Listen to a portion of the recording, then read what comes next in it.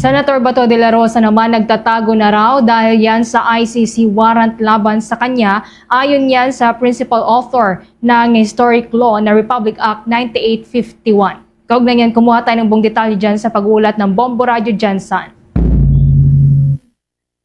Ikinasa ng isang eksperto sa batas ang posibilidad na posibleng nagtago na si Senator Ronald de la Rosa upang maiwasan ang agarang pag-aresto kaugnay ng umiiral na International Criminal Court o ICC warrant para sa kasong Crimes Against Humanity. Ayon kay Professor Mayong Aguha ng Mindanao State University, isa sa mga principal author ng Republic Act 9851, maaaring i-facilitate ng pamahalaan ang pagsuko ng isang individual na may ganitong uri ng warrant sa ilalim ng batas, basta't may pahintulot ng Pangulo.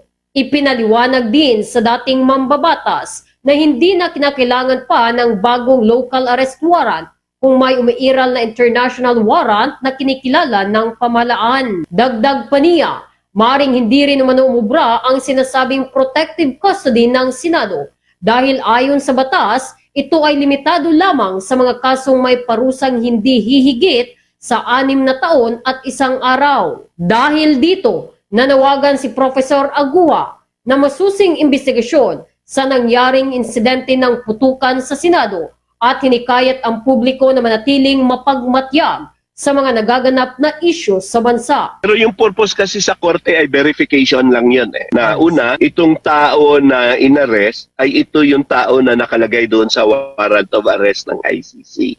Pangalawa, ay i-verify din na kung ito ay hinuli na with due respect to human rights. Kung yung person talaga ay kilala naman na siya yan, ay hindi po kailangan. At ako bilang principal author niyan, ang sinasabi, hindi ho kailangan na mag-issue ng bagong warrant of arrest yung ating local court. Ang instruction lang ng Pangulo na i-effect yung arrest at immobilize yung ating national police, law enforcer ay sapat.